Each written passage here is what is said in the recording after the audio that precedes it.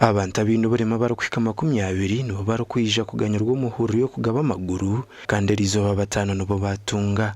Omuri yabo harimo Patience Katushabe omuturo mu district y'Ibanda owashazirwa amaguru habo uburwire bwa shukari.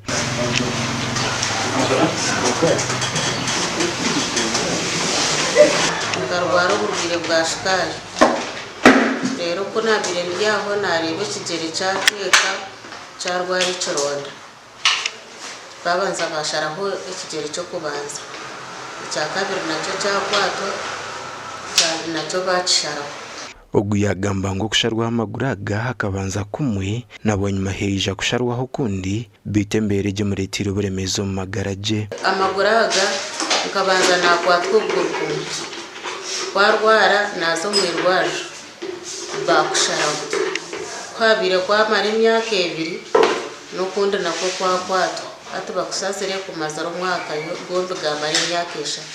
Bruce Chikoko umushaho mu kugombya magufa arokugamba na TV West yashobora imbere y'abarwire ba shukari erokuba leta erokusharwa amaguru. So yo sukari ko kweri ekikora kwata nekira kuleta ebirunda amaguru ninga shagira kataka kucumita ningo ketema ate kirona nicyanga kukira abo kugira ngo shukari yo system yayo neshara himisiyo na y'amashanyarazi navuzona na blood supply kuzansumbi ate kigere cyoma.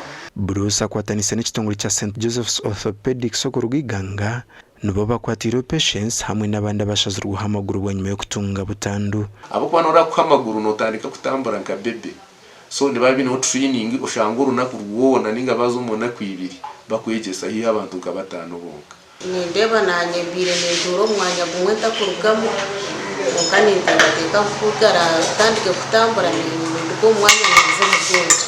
Abanda baganyirwa umuhorege y'ubuyambi barukore ko buremezo batwire barabamo bayereka kusima habwa amaguraga ngafuna accident ndimi 20 nazo wa Dr. Bosi yandagura igeza kuragura gurkwayanga bayeza bakusharaho nagumana intambura bukoni ngabutandu bagasharaho kuguru intambura kitariku ngo sasugandire bwongo kandi meraho accident kagitungwa kwikumene ibirabira na mukaga Gashakwa Timothy Mushabe.